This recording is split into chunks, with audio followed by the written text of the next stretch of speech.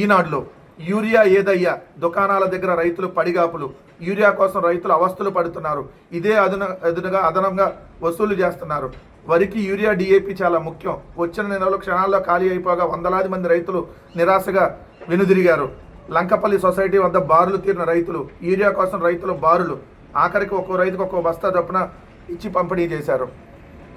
ఇది మీ పత్రికల్లో వచ్చినటువంటి వార్తే కదా చంద్రబాబు నాయుడు గారు, మీ 2 విష పత్రికల్లో వచ్చినటువంటి వార్తే కదా.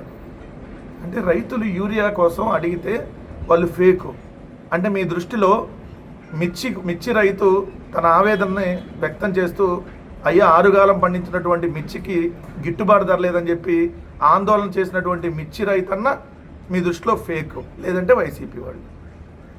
ఏదైతే మామిడి రైతులు మీ దృష్టిలో వైసీపీ వాళ్ళు, లేదంటే ఫేక్ వాళ్ళు, లేదంటే దండుపాల్యం బ్యాచ్.